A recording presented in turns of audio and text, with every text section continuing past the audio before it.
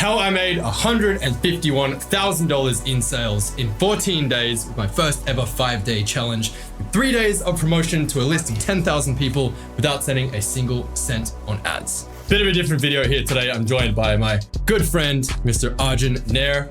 And what we are about to show you could easily make you over $10 million over the course of your career if you're an offer owner, and easily over $1 million over the course of your career as a copywriter or service provider. What are we talking about here today, Arjun?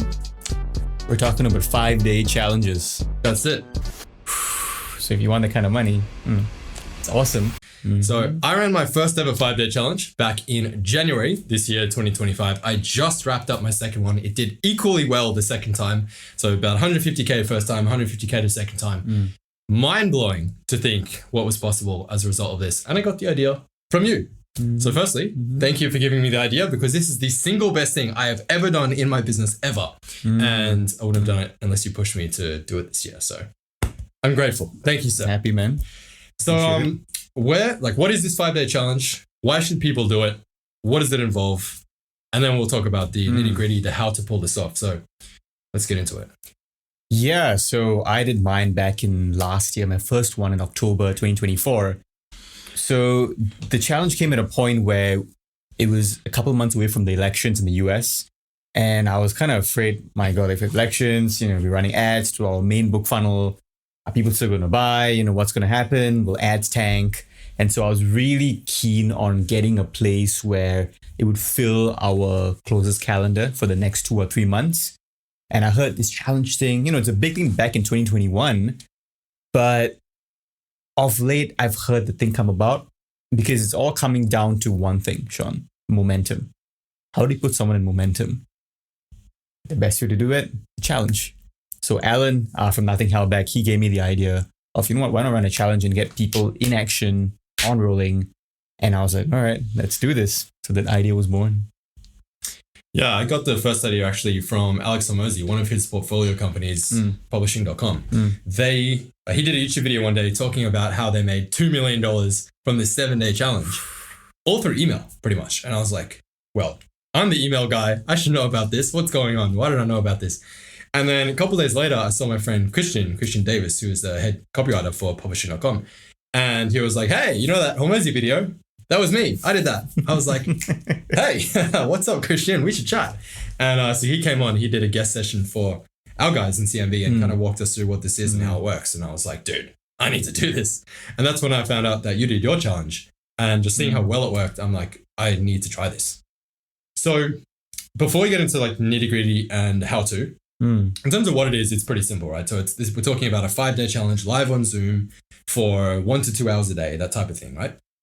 On a specific topic, designed to get a specific outcome. So why should people bother doing this? Because it's a lot of work. I'm not going to sugarcoat it. It's a fuckload of work, but it is so worth it. Why should people bother to actually do this? It's a great freaking question, Sean. I think as an offer owner, it's such a great cash injection. Like, guys, we did 125K, I think that 1 week, and you guys did 150, was that in 14 days? Yeah.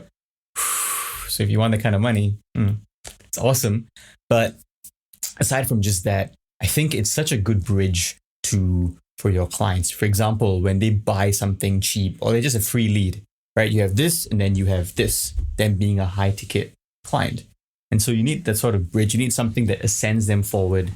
And if you guys don't have a good ascension bridge, then your challenge can be a good bridge itself, because it's going to get them those fast wins. And they're going to feel in their mind that, hey, you are the leader. You are that authority figure to help you forward. So, you agree, Sean? Yeah, I mean, obviously it's a sick cash injection. Like, who doesn't want to make 6 figures profit in a week or two? But I think the other thing there is it builds enormous goodwill with your whole audience, because the type of challenge that I'm talking about, the one that I ran, was I basically gave away all my best stuff for free. Well, $10, which is basically free.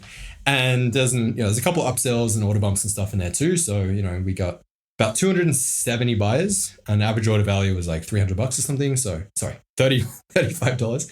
So I think we made in total like 15, 16K on the front end, but then it's all the back end, right? That's where the real profit is made, because for the right people, we were talking about this before, right? Where I feel like we've reached a point in the market and the economy with the amount of coaches and gurus. Some are good and some are not so good, right? And we kind of reached a point where everyone has, like the majority of people have already been through a coaching program before, right? Compared to, let's say, 2020, right? 2020, the absolute golden era of selling. So you could just say, hey, I've got a course, and people just be like, that's great. Here's my credit card, right? It was so easy. And then no one had really bought into like a high ticket program before. So it was like the first time. And then I guess a lot of people have been burned or just had not great experiences because there's unfortunately not so many good gurus out there. But because of that, it's just people don't believe promises anymore, right? So you can make these claims, you can make these promises, even with the guarantee, even with all the stuff you say, people still are just like, I don't fucking believe this guy because the last guy said that too and I didn't get the result, right? And so I think what this is incredible at is it's just a perfect way to give people a window into your world and to see what it's like to actually work with you at a very low investment, almost like test driving a car, where they don't need to believe all your claims and everything because it's only $10. And so they're risking basically nothing. And blow their minds. You give them your absolute best stuff and they go, holy shit, this is where I need to be. You know, if I got this much value for $10, everyone on my thing was like, this is easily worth $1,000, which is my goal. And so for the people who don't end up joining my backend program, they get enormous value and they're like, Sean is the man. And for everyone who does see the value in my backend program, they're like, Sean's the man and this is where I need to be. And so we get tons of people signing up for, you know, my main offer. People that ordinarily wouldn't have done that because it's too much of a bridge, right? To go from like, I'm on this guy's email list and now I'm paying him 4K, 5K, 10K, whatever it is. That's a really big gap, right? And so this is, as you said, it's like that perfect little stepping stone where they get a glimmer into your world. They get a glimpse into your world without having to sacrifice a lot. And for the right people, it's just a no-brainer to take the next step. I think one thing I'll add there as well, Sean, you hinted at this, but it was paid. You're turning the lead into a customer. That is so important because the mindset of the prospect himself, if you paid something, the habit is that you're okay to pay more. And just for as an offer owner, when you are selling stuff, when you turn someone from a lead into a customer, the whole mindset changes. They are now in your world. Like, you know, realistically, they're more skeptical of you. They're like, man, I paid money. Is Sean going to give me what I want? But when it's such a cheap investment, like what he said, in his mind, he's paid something is going to show up. So your show up rates are going to be better. So I find that people package it as, a free webinar and all that. Free webinars don't work as good. When you have a paid challenge, even if it's $2 or $10, they're going to show up. The whole packaging of the challenge completely changes it. Yeah, you have to assign some value to it, right? People don't value free typically. Exactly. Yeah. And I was actually talking to Christian about this, right? Because the publishing.com 7-day challenge is free. It's a free challenge. Yep. Now, they have 2 million people on their email list. So they're going to get a lot of registrations. That's a lot of people seeing the pitch on day 4. Because the way this works basically is you give tons of value for, let's say, 3-4 days. And at the end, usually of day 4 or day 5, you'll have a pitch, maybe half an hour or whatever for your back-end program. You know, we like to think we're charitable people, but at the end of the day, we run a business. We are here to make sales while giving away a ton of value at the same time. So yeah, there was a pitch. And I asked Christian, I was like, well, have you guys tried a paid challenge instead of free? Because everyone's free. And Christian was saying, well, this is the exact problem with free. It's like the show-up rates are low. People don't take it that seriously. We get bad quality leads. On the sales calls, you know, we're getting a lot of people who are just not qualified at all. And so I was asking, maybe I was like, dude, well, maybe you should try a paid one for that exact reason, because that's why I did paid. Because that was, what you suggested, which I think is a very smart idea. And it's the difference in perception as well. Like we talk about, there used to be all the rage about the free plus shipping book funnels, right? And everyone's like, free plus shipping, you know, because it's free. I think the problem with free is that it attracts freebie seekers, right? It attracts brokies and people who just want free help and free advice and don't want to invest in themselves. And are those the type of people who are going to end up buying your back end thing? Probably not. So I think just the messaging on the front end as well, where even just the tiniest of filters, $10, like who doesn't have $10, you know? But that separates the people who are just like at least slightly serious from people who are just interested. Huge. I ran a free plus shipping. Our book funnel was free plus shipping. Now it's $10, but it was free plus shipping for 6 months. What was the difference we like got before and after? Oh my God. So I remember in June 2023, we did it for about 5 months, and we were getting leads, but I was just pulling my hair out because these guys would not ascend. They were like free, and they would opt in. I think we had a 50% opt-in rate on cold traffic, but then it would be like 20% conversion. It would be like 10%. It's some like real shit number of people who bought the book. And when they buy the book, they want to wait for the shipping for the book to come. So there's also a consumption problem because free plus shipping, let's say you order the book, they need to receive the book, right? Yeah. They're not going to read it. So they can't move forward. So you are blocking the process when you give a free plus shipping. And the moment we changed it, the next month, I remember in November we started and we're running just ebook alone. And I was like, ebook, like it's a digital thing, it's free, it's PDF. Like who values PDFs? Like free plus hosting. Yeah. Why would you cost us $5 to host this ebook on our website? But we did it. We put a few videos there. We put courses all with a purchase. And man, our lead quality instantly improved. Instantly, we increased I think we 1.5x our sales. Just from that alone. The leads increased, the leads doubled. Everything changed. Yeah, that's huge. So never looked back since. Well, hopefully we've convinced you that this is something worth doing. Despite the fact that I was very optimistic when I first ran my challenge. I was like, I don't know, for some reason, I thought I could prepare the entire sales funnel. It sounds so stupid to say it now. Like, this is like a good 3 weeks of work for a team of people. And I was like, no, I can do it myself in like 4 days.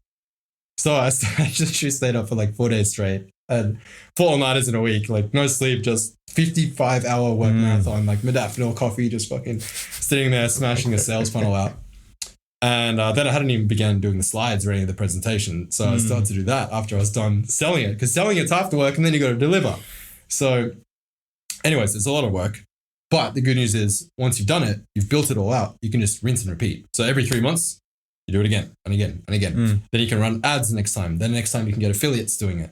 And it just gets bigger and bigger because people hear about it. They know how amazing it is. Word spreads.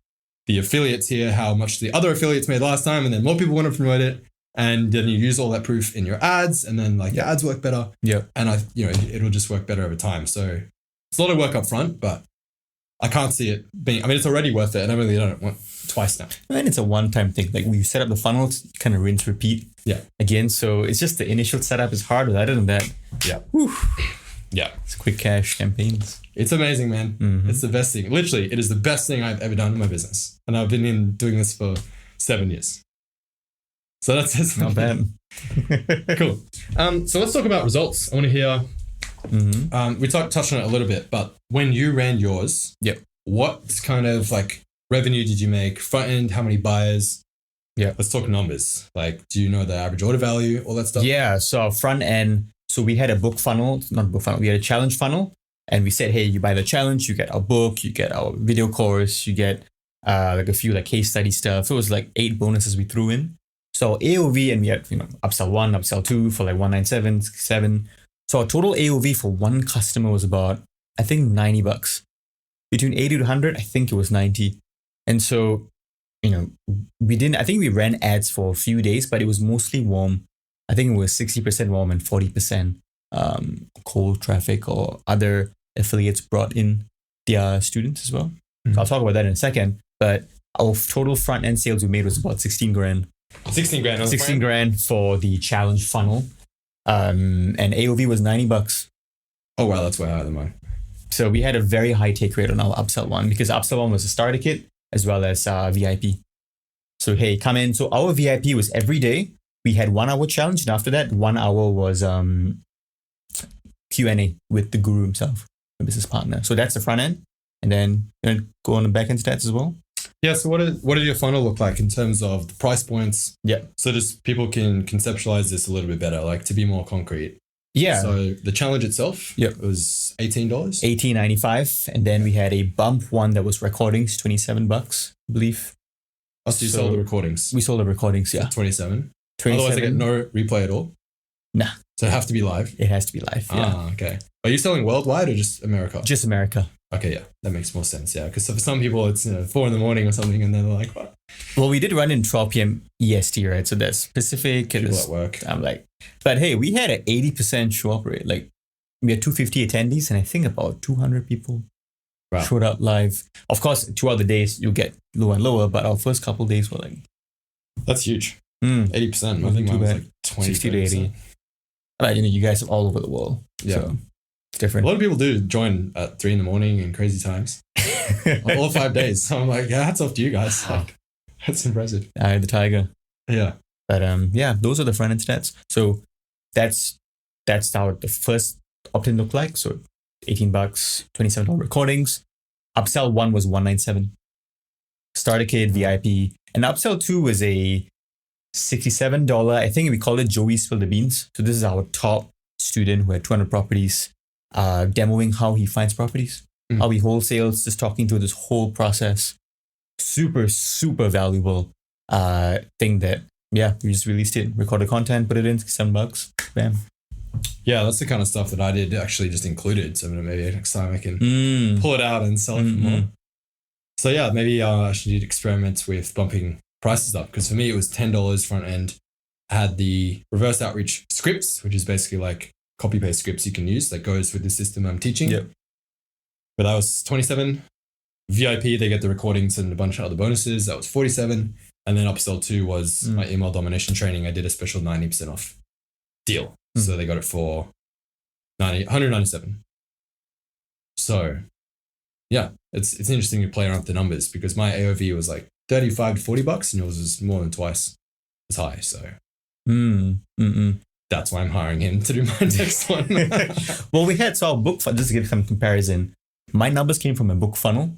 So I have a book funnel that we scaled to $2 million a year. And that book funnel, we do, our AOV is about $80, $80 to $90. Our take rate on the upsell one is 20%. So I already had baseline numbers that I knew worked. So that's why I was very confident about testing. I didn't even test much. It's just one static number and that's it. What's good, because you can just pull it from a funnel that you know is already proven, right? And it's the same audience, basically selling the same system as the book. Yeah. So the thing there is, for the warm traffic, it was just a checkout page. There was no like, oh my God, this secret strategy is checkout page. Say, hey, there's a challenge, blah, blah, bye. And that take rate was unreal. I forgot what it is, but I think it was like 30 or 40, 35% of people who came on the page, check out, just one checkout page. And then they would just buy the recordings, they'd buy this, 35%. Not too bad. I didn't even finish my first upsell page. I was writing copy for like literally 50 hours straight. And it was like the end of my second all-nighter, like the second sunrise I've seen. And I'm like, my fingers were sitting there. And I was like, come on, type. And they just refused to move. They're like, I will not type another word. And so I just finished it. I was like, all right, fuck it. I was like, at this point, I'm supposed to write, several thousand words trying to convince you to buy this upsell, but you either want it or you don't. There's a VSL at the top, watch it, and then click the option that suits you, and I'll see you on the next page. And we still got a 40% take rate, which is pretty good. I mean, it was only $47. Oh, okay. But yeah, imagine if I finished it, it'd probably be higher. Imagine if you use like Copy Pro AI, the one that you developed. Yeah, that'd be worth testing too. Wouldn't be too bad. A new AI that we've invented on ChatGPT. Anyways, yeah, the front end is cool. It's nice to make a little injection of profit, but really the lion's share is made on the back end. So you did what, 100K in total on the back end? For the back end was 100, I think it was 125K, 100K for that 1 week. But total for the whole month, that was our best month ever in the business. It was 250K. Yeah. On the dot, and USD too. USD. And I was like, wow. Unreal. And because a lot of the sales, we obviously had challenge bonuses. People sign up on the call, but then people would drag their feet. And on the last day, I remember our Slack notification, like bam, sale. And I was like, woof. It was like, I think 20K in 1 day. And I was like, wow, okay. Not bad. Yeah, I had a record day as well. It was like day 4 or 5, something like the challenge. And it was 27K a day. And it was like a 65K week. I was like, this is crazy, because we just had a terrible month the month before, and then it was like we almost made more in a week than we made in the previous month, which is that's what you do in the challenge. Yeah, and I was like, now I remember why I did this last time, and it's worth it. So yeah, and you get to obviously help a lot of people too, which is amazing. I don't know about you guys, but on the live call, it's like it feels almost like a family. It sounds cliche, but like just seeing the same people again every day, showing up themselves. You're spending like 2 hours together every day. I was like, in January, I was spending more time with you guys than I have with my actual family this year. And I loved every moment of it. It was really good. Good group. Mm. So what do you think is then the secret to getting all of the back end sales? Like, what's your process to ascend people through that? Oh, we have a couple things, but I think one big thing as well is our affiliate thing that we did. So we did something really special. Any current backend student who referred us to the challenge, who referred their friend to the challenge, they get 100% of the sale they made on the front end. So if they bought the book, if they bought the upsell one, whatever money that they gave to us, we give to them. So like $200, $300 front end sales. So a lot of the sales, they were our biggest marketers. They were going to real estate groups. They were pitching our challenge on their Facebook wall, sending it to their friends. And so, for me, it's like Facebook adds money. It's like, look, it doesn't matter how much they pay on the front end. I care whether they buy the back end. Yeah, exactly. Which they did. Yeah. That was big. Yeah, and I stole that idea from you for the second one I did. Mm-hmm. And I had not a whole lot, maybe only like 12 people signed up to be an affiliate. But I mean, one of them made me like 4K in sales on the front end. Well, it was 2K pounds or something, so $4,000 Australian. And then that person, one of the people that joined through him ended up joining CMB, so that was 4K, and then ended up joining Resistance, paid in full, so that was 10K. So shout out John Buchan, you're amazing. That made me like 14 grand or something. And the deal was, everything you sell on the front end, you get to keep. So it's 100% affiliate commissions, which is pretty cool because it means you can go and share it with your friends, and everything they spend, if they buy all the order bumps, upsells, that's like $300 or something, and will all go to you for sharing it. So it's really good. And then obviously you don't get anything from the front end, but you get another person in the challenge who could potentially join the back end, which of course you keep. And then the back end for us, there was a referral fee as well, like $600 that they would get. Oh, nice. Yeah. So total it would be like 1K. Like someone could just get 1K just from sending their friend to us. Yeah. Pretty wild. That is really cool. So yeah, those are the numbers. That's the secret sauce to the challenge. A few more things, but I want to hear from you, Sean. Anything you felt that really changed the game for your challenge? So I'd say the key principles to making this work for me is, if I had to distill it down to the top 3 things that you really need to make sure you nail to crush this, is number 1 is you want as many front end buyers as possible. So it's like you got to overpromise this thing and then also over deliver as well. So you got to hype it up like crazy. Like, this is the event of the year. Yeah. You need to be here for this. Like, don't buy anything else from me this year, but join this. You know what I mean? And you got to go hard on the promotions. And so because I finished my sales funnel so late compared to when I thought I was going to have 7 days to promote it, by the time I was finished, I only had 3 days to fill this entire thing. And so I went hard as fuck on the emails. It was like emailing twice a day and then like 6 times on the last day. And I do it in a way it's quite entertaining, I guess, with the emails. And so I got pretty ridiculous emails at the end. If you're on my list, you would have seen it. I've stole some of your funny ass emails. Sending emails from like Netflix, Murray's Sandwich Shop, comparing, hey, here's the other things you could spend your $10 on. Like, so yeah, I had a lot of fun with that.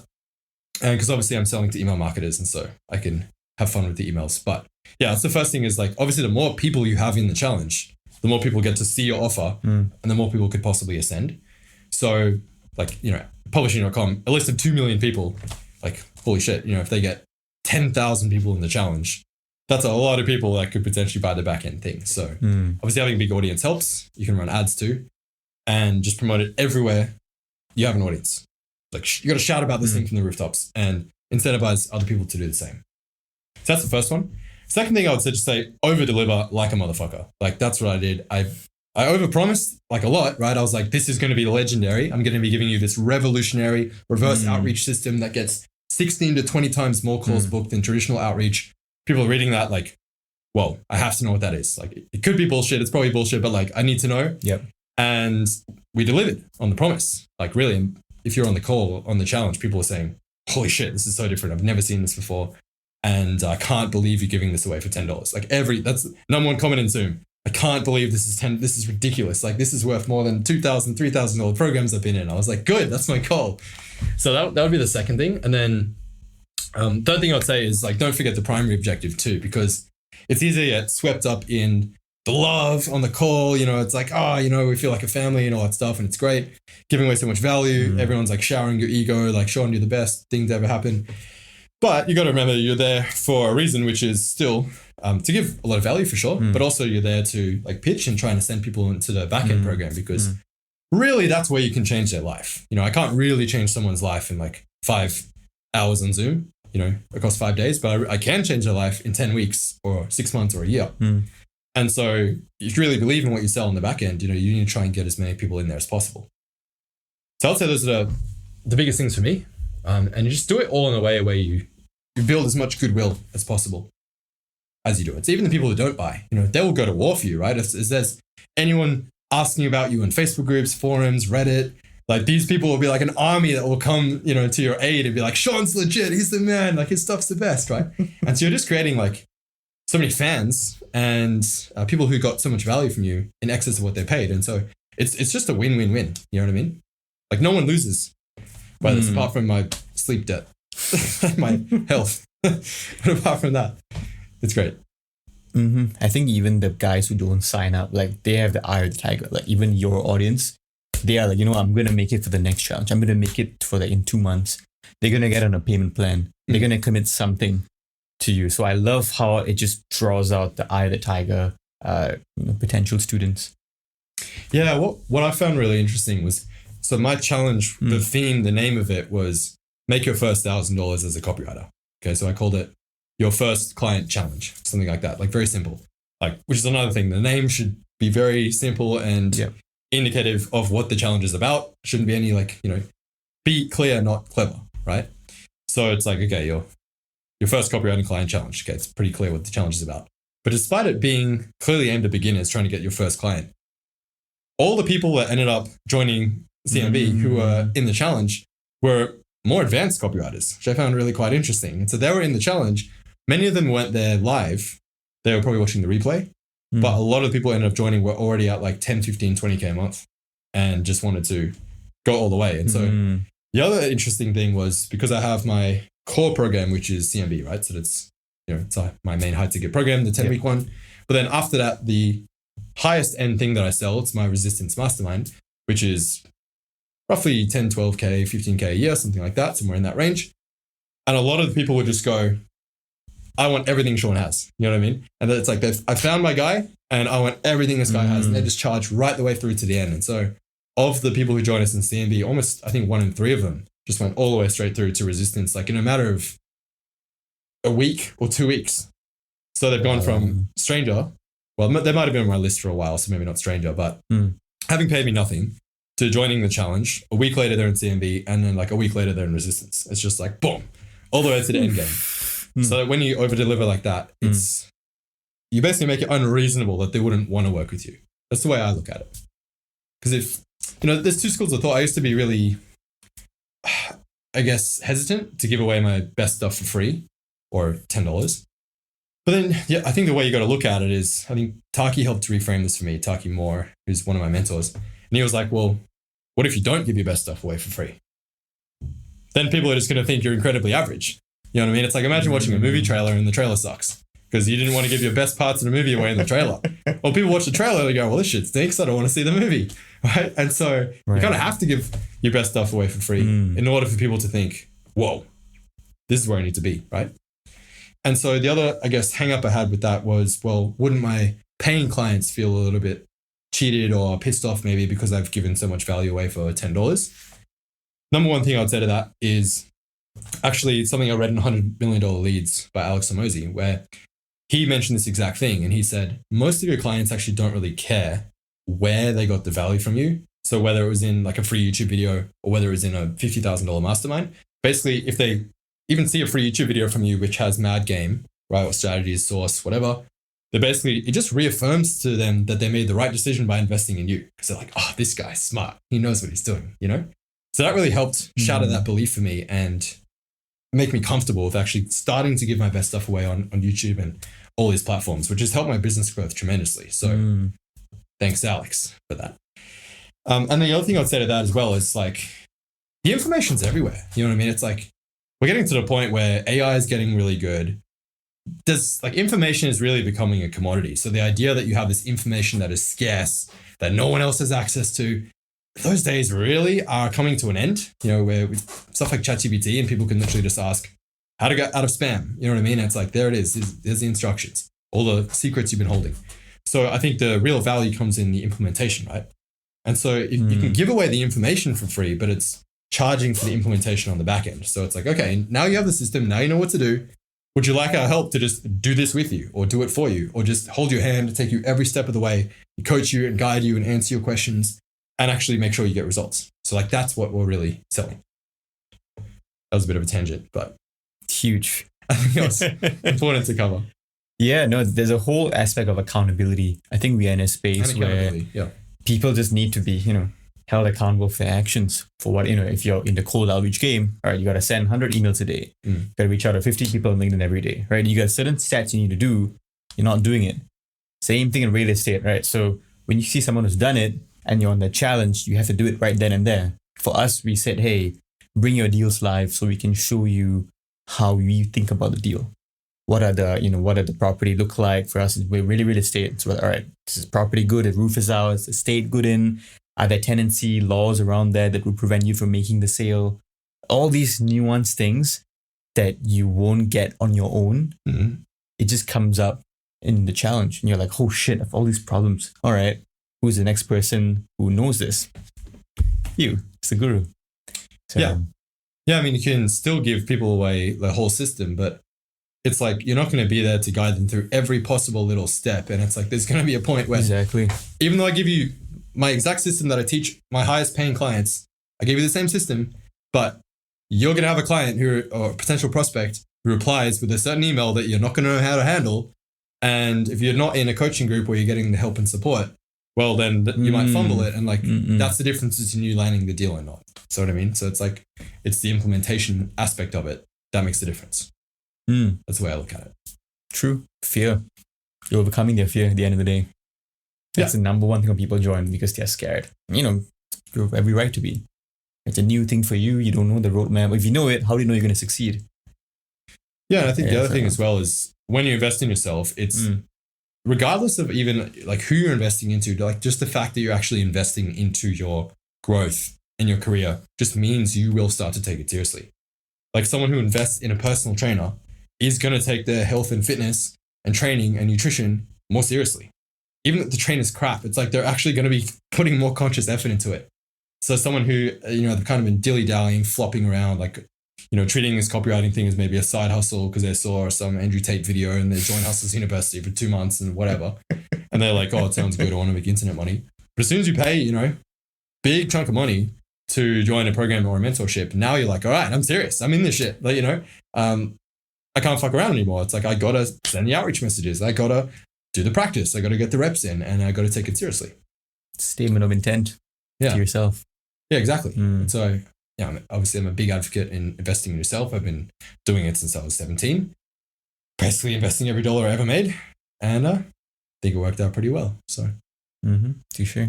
So let's say like if someone is watching us, they're a copywriter, service provider, freelancer, something like that, and they want to pull this off with a client.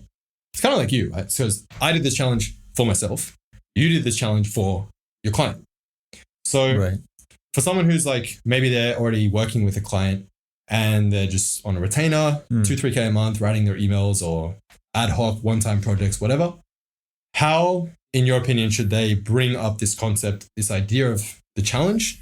How should they structure the deal? Like, what should the compensation plan be? Should it be a one-time fee? Should they get a cut?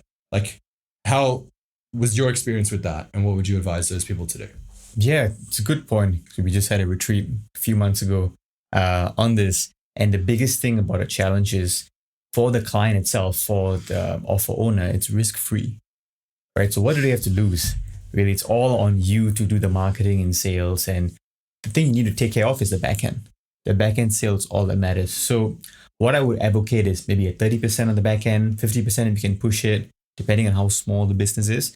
But I think easily 20 to 30% if you can get that share of the high ticket backend. And then you are the one managing the funnels, the emails, getting people to show up. So all your guru needs to do is teach. You even prepare the slide decks for him, right? Exactly what to say. If you can engineer all of that for him, it's very clear to the audience that it's going to crash. So it's a lot of work that maybe they feel uncomfortable with doing, And if you show, hey, the case studies, all right, hey, my friend here done this, you can definitely do that for yours as well. So it's very easy. It's a very risk-free way for owners to make bank and within a short span of time. Yeah. So you recommend taking like 20 to 30% cut of everything? So front end and back end? Well, back end. So maybe the front end, for what I thought of front end is just, it has to be like Facebook ads. It's like, it's just going to go, you rinse and repeat. So you could take front end. I mean, I'd say 100%. Maybe front end could be like 50-50. And who would pay for the ads then? The ads. So most of the traffic will come probably from warm. Yeah. So if you run ads, maybe you'd run what? Depends on the numbers, man. What we ran, I think about maybe $100 a day on the ad spend. I feel the ad spend should be paid for by the front end sales, so that everything on the back end is profit. Well, it's the goal is to break even, right? If you can self liquidate on the front end, that's the goal. Yeah, that's everyone's dream. Of course, but if you lose a bit of money in the front end, who cares? Yeah, even if it's 1 or 2K. But the goal is to liquidate yourself. AOV high enough. Yeah, I would say the first time you run it, maybe just do organic, or a little bit of ad spend you can do. But like I wouldn't go crazy on ads because it's not proven yet, right? You don't really know what you're doing. It's an experiment. So my first time I didn't run any ads at all. It was just purely organic to my email list of about 10K, to my Instagram following, and everywhere I had an audience. Most sales by far came from email. Funnily enough, I actually posted the VSL to YouTube just as a YouTube video. And that got us like 30 or 40 or 50 buyers out of like 500 viewers, which is pretty cool. That's just extra, right? Which is nice. And so the second time, like after you crunch the numbers and you work out, okay, so we got 260 buyers and we made X amount of back-end sales. Therefore, every front-end buyer of, you do the maths, 150,000 divided by 260 buyers is, I don't know off the top of my head. What's that? 500? Let me do this. What were the numbers again? So I don't look like a buffoon. All right, so 151,000 divided by 267 buyers. Yeah, so $565 per buyer. So you basically know, okay, well, if I'm running ads, I can actually afford to pay $100 or $200 for a customer that might only pay me $40, which is a terrible, ROI normally, because you're like, well, I just lost 75%, right? It's like a negative 75% ROAS or whatever. But you know that on the back end, statistically, if it goes the same as last time, if your pitch is good, then you should be able to make double, triple the ad spend. Which is cool. And affiliates is great because it's just free. Well, for the affiliates, you don't have to risk anything. Yeah, exactly. That's how we look at it. Like anything on the front end is just free, essentially. So that's why when we had our 100% referral sales, who cares? Who cares if you make $1,000? If I make 5K, that's all that matters. Yeah. So, all right. So if someone is going to try and bring this up to their client, you think 50-50 on the front end sales is pretty fair, and then take like 20% of the back end sales? 20 to 30%. Yeah. And then you be clear on, look, all the client needs to do is teach. That's it. Yeah. You as a profit share marketer, you are running that. You do the emails, the setup, the funnel setup, even being there on the call live, organizing, hey guys, welcome in. You are the MC for the challenge. It helps so much, so that you just deliver such a great experience that even after the challenge, when he crushes it, then you're like, hey, I already crashed it for a challenge. Can we work on more things like that? Can we do profit share? It's a good demo for you to show your expertise to them of what you're capable of. And that's really the goal, the golden kahuna right there. Yeah, and that's, I'm assuming, what probably launched you from a copywriter to the CMO role that you're doing now, right? Yep. Where you've become this guy's business partner and you guys are full 50-50 partners, and you've scaled him from 10K a month. I still laugh every time I say this. From 10K a month to 250K a month. And you guys are doing like consistently over 200K a month now, which, I mean, you 20x this guy's business, which is nuts. And you're getting half, right? And so that's how you can get into these type of deals, right? You start as a freelance copywriter, you do the emails, some one-time projects. Next step would be something like this, where it's like, let's launch a book funnel. Let's launch a 5-day challenge, really prove yourself. And then you make them shit tons of cash and they go, whoa, okay, I like you, stick around. And then, of course, the sky's the limit from there with what's possible with future partnership deals. You got masterminds as well. future things that they create, just so much unlimited potential that you as the marketing where when we come in, these influencers, they just want to teach. They just want to teach and screw the hell off. That's where you can come in with all your gravitas, all your energy. So much opportunity, guys. Yeah. So what's actually needed to pull this off? So like your end for the deliverables, you have to build a funnel. Well, first, okay, back up. You have to create the idea. I think it's one of the most important things. The topic for the challenge, the topic selection, absolutely crucial. You need to pick something that your audience is savagely desiring already. So you should know that from a history of running emails and promos. Look at which YouTube videos get the most views in their channel. Look at which emails get the most opens, replies, clicks. Look at what promos have made the most sales. You should know your target audience pretty well if you've been writing them, for a while, and your client ideally should as well. So for me, for example, with my audience, the only thing they give a fuck about is getting copywriting clients. If I sell anything else, they don't care. So as long as it's related to that, it's going to work. If it's not, it's probably not going to work. So topic selection is really huge. And then from there, you just started a topic with a very clear outcome. So for me, it was make your first $1,000 as a copywriter. That's the clear goal and the clear outcome of this challenge. I'm going to show you how to land one client who's going to pay you $1,000. It's going to be your first $1,000 from copywriting. Very specific. Yeah. And for a total beginner, they're like, this is a dream. This is everything I could ever want, right? It's because for them, hit 10K a month, like that's scary. I don't think I can do that. But like $1,000, I can probably do that. I can probably land one client. So it's like an achievable goal that sounds realistic in a realistic time frame. And it's exciting. It's an exciting goal too. So it's like really helping them launch their career, take the first step. That's just for my audience, right? So topic selection. Then from there, you're going to build out the funnel. Is that where you normally start? Build the funnel, so the idea for the posts. Because a lot of when you run a challenge for the first time, majority of the buys are going to be warm, right? So the email sequences are more important. The checkout page of, okay, this is what it entails. So the funnel is, I guess, the next step. And then it's emails. Emails, the Facebook posts, promoting it, the stories that you would record. So Scott, my business partner, he would record reels every day and be like, hey guys, challenge, blah, blah, blah. This is what we're doing. And he'd be posting it for like 2 weeks straight. Yeah. I would say give yourself like at least twice as much time as you think you'll need to prepare all this because that's a lot. So set a date in the future, like at least like sort of a month or two away. A month. Yeah. Give it a month. Yeah. I think month is a good time. A month, that's good. And then you can get started and then you can build a funnel. And that includes the email sequences because you got to promote the hell out of it on email, right? So all the email promo, all like the abandoned cart emails. It's like all those little things. That's what the things you don't think about at first, right? Even like an SMS bot. Like, so in the second one, we had an AI SMS bot that messaged everyone who opted in but didn't buy, everyone who joined the challenge but didn't book a call. It was starting to get them to book a call. So all those backend things is, the Zapier, the integrations, the zaps to join the list and get into the right flows and sequences, the reminder emails for the challenge, reminder SMS for the challenge. There's like a lot of those little things that go into it, just all that nitty gritty stuff, which makes a big difference because you want to try and get as many people live as possible. Yeah. So I actually went back through my sales from January and I was like, I wonder how much of a difference it made people being there live or not. And I actually found something really interesting if I bring up the data here. So I could see something like 80% of the people who bought the backend did join at least one call live. And so I was like, that's pretty eye-opening. We should really try and focus on getting as many people as possible to join live. Only 3 out of 17 buyers of the high ticket thing. Wow. 3 or 4 weren't live on any calls. That's the graph. So the average is probably 4 calls. So 12 calls out of 5. Yeah. For the people who ended up ascending. So get people on live. It's important. Promote the hell out of it, obviously. Yeah. You got to build the slides. By the way, PowerPoint slides, holy shit, it takes way longer than you think it will.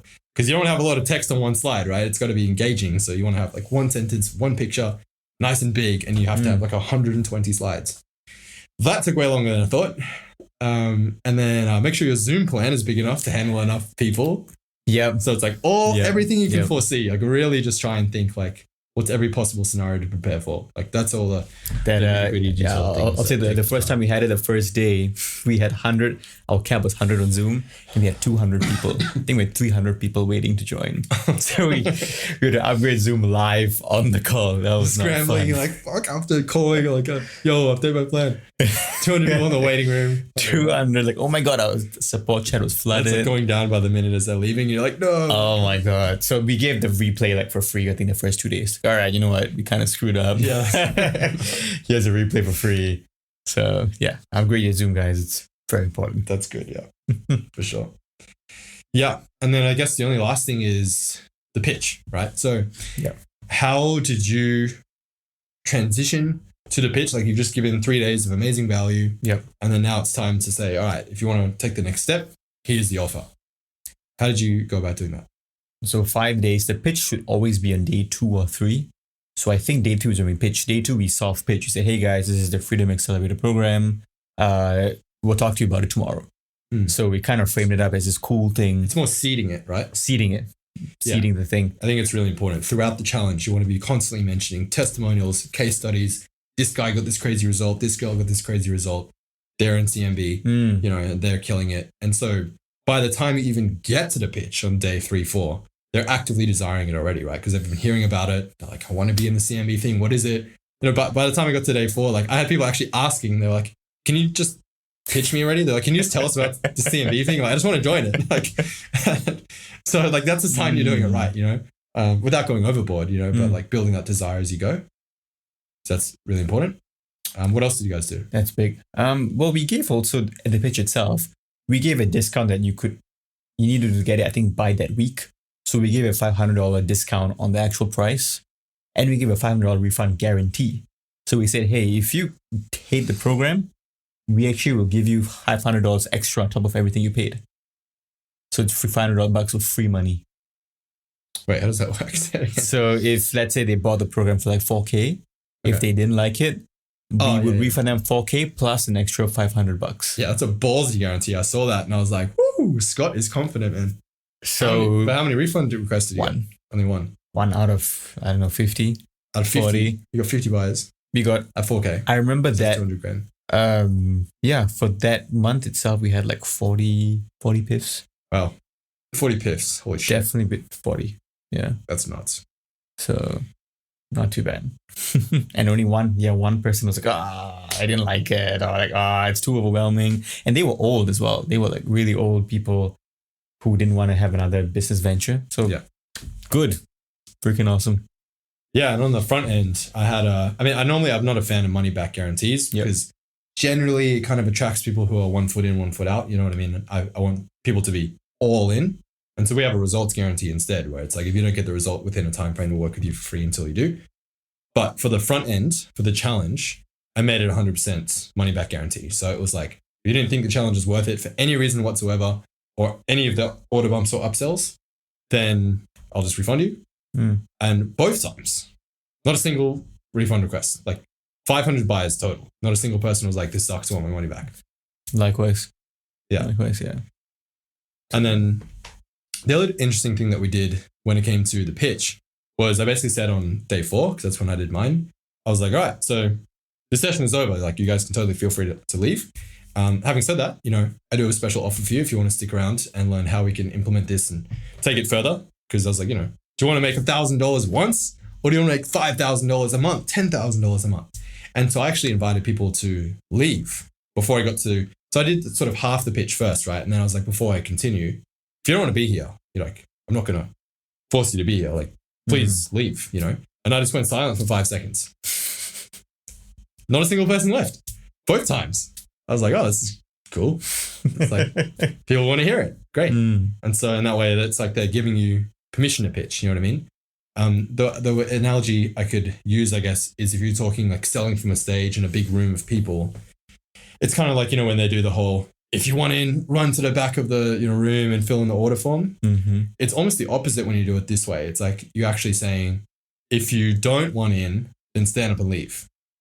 And so you're actually creating like more friction that way, right? Because it's harder to stand up and leave. And you're making the default option doing nothing, which is easy. Everyone can sit there and do nothing. and you're making that the one that you want them to take, right? Versus adding friction to the option that you want them to take, like going and standing up and going to the back of a room and everyone's staring at you. No one wants to do that, right? Like that's hard, right? And you're adding so much friction. But when you flip it, you massively change the numbers, which is really interesting. That was cool. Yeah. Any other words of wisdom on nailing the pitch? Yeah, well, one thing was so what Sean was saying is you talk about case studies, bring them up. We actually involve our students in the challenge. So on day 4, we got our top student to come in and demo what he did. So he would screen share live. He would be going through Facebook Marketplace, looking at the deals, being like, hey, this is good. Hey, this is not bad. And he actually would call people live on the call. Like he would call potential people who want to sell their homes. So people could see it live. And we also had a roundtable interview. So we had 4 of our best students come on and we'd interview them, maybe a short 20 minutes. And then we'll have actual Q&A where the students can talk to the attendees live. Yeah.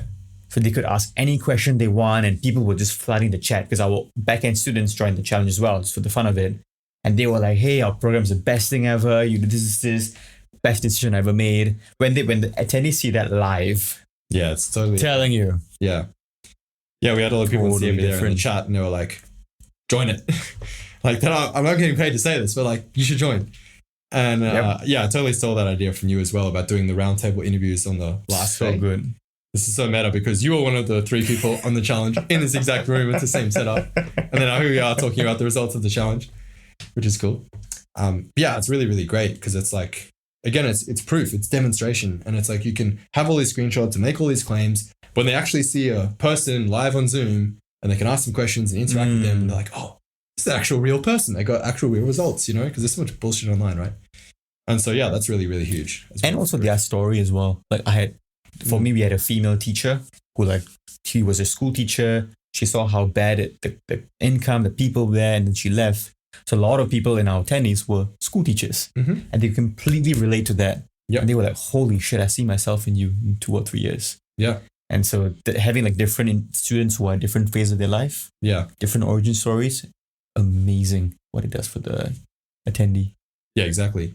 Yeah, people will resonate with the story and be like, wow, okay, they did it. Like, I can do it too. It inspires a lot of confidence, which is really good.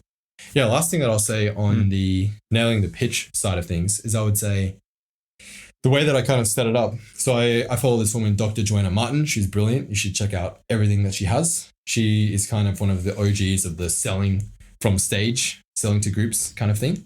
And so right before you joined Boardroom, we were in Fiji and for a mastermind in Taki Moore's mastermind. And she did a demo live in front of everyone. And she just invented some coaching program that didn't exist and like just sold the crap out of it to the room. And the way she like choreographed the audience, moved people around to different tables and structured like the flow of the presentation. I was like, this woman is a master. And by the end, everyone's like throwing her credit cards for this imaginary program. I was like, wow, okay. So study her stuff. Dan Kennedy has a really great presentation framework as well. So I kind of combined the 2 of them and that worked really, really well for me. So yeah, for me, the transition from like value to pitching was basically what I had everyone do in OnRamp before they joined the challenge was grade themselves. So I have a diagram, right? And it's like, here's the genius model. Here's the 9 steps to go from 0 to 100K a year as a copywriter. Red, yellow, green yourself. Like grade yourself basically from red, I suck. Yellow, I'm okay. Green, I've got it. On each of the 9.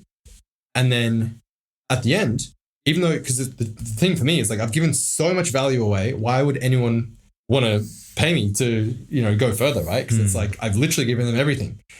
And that's what I said. I was like, I've given you literally every single thing you need to get your first client. Like you generally don't need further help. I held nothing back at all. But I was like, for the 1% of you who are ambitious, right? Who want to take things further and you want to get there in, let's say 10 weeks instead of 10 months. And you want basically to take like the bullet train instead of the subway, right? Because it's just about speed. It's like you'll get there with this. But if you want to get there, just skip the trial and error and just go there way faster with the expert help. This is who I'm talking to. So I had them red, yellow, and green themselves again to basically remind them that we've only turned 1 pillar out of 9 green. And there's still these 8 other things that you have to like learn and master. And that's when they're like, oh, okay, maybe I do need help, right?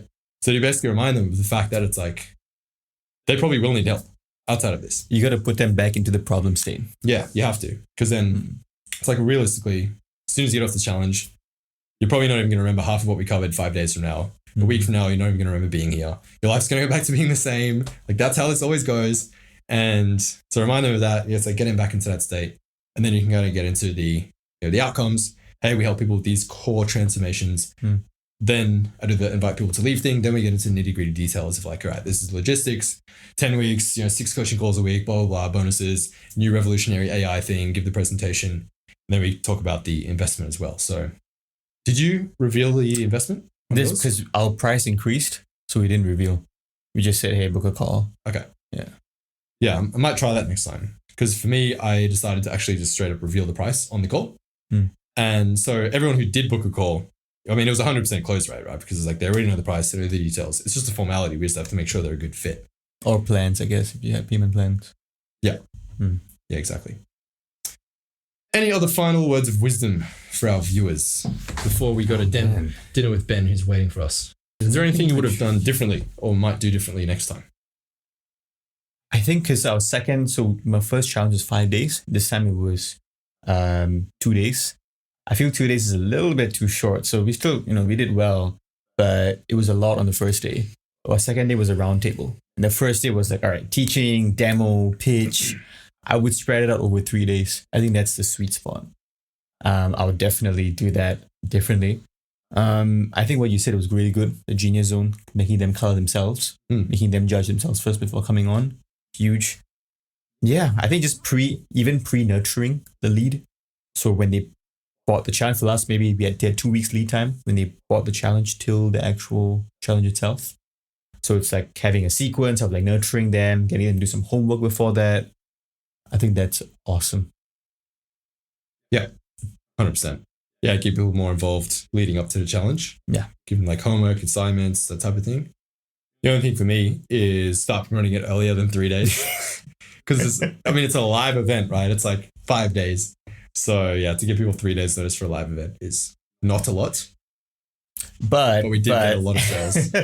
So one thing Sean and I both had is on our last day, on our last hour, like an hour before the challenge started, I had 40 people buy our challenge. Yeah.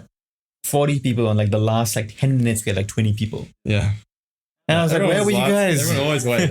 That's the thing, yeah, because it's insane. I've done a lot of these promos before, and if you've ever done a launch or a promo, it's always like the smiley face, right? So you'll get a flurry of people on the cart open. There's a huge dip in the middle when there's no urgency and there's really no reason to buy now at all, and then everyone waits until the last day and then they come flooding in. So I used to do always 7-day promotions for every campaign, and then I actually think I heard Daniel Throssell talk about this, where he just realized what the fuck's the point in even this middle bit, which was my mentality. I was like, why even have the middle? Because you are building desire, to be fair, in that time. So there's a reason for it.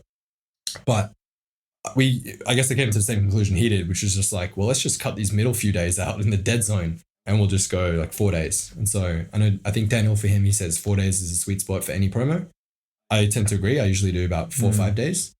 I just think because it's live and it's actually, that needs to be on Zoom and they're not just buying like a course or something, then yeah, more than 3 days is probably a good idea. Cool. Awesome. Anything else you want to jam on, or have we given our viewers enough sauce? There's a lot. Yeah. Oh. Any final words, Sean? That was a lot of sauce, man. I don't know if these viewers are going to be able to. I don't know if these guys are going to be able to handle the amount of value we just gave away. I think they need a challenge too, dude. We could definitely throw this behind a paywall. We just gave away everything. But yeah, if you guys want to see how this works in real life, make sure you hit that link in the description to be notified of my next 5-day challenge when it happens anytime in the next 3 months, and you can actually see how this goes down live. And I'll put his link there too, so you can join us on. Awesome. Cool. Thank you so much, man. That was epic. Hope you got value. Fucking like and subscribe, all that shit. And if you are looking to get to 100K a year as a copywriter, click here to watch this video right here, which explains the 9 steps to go from 0 to 100K a year. A very valuable video for you. And I'll see you in the next one.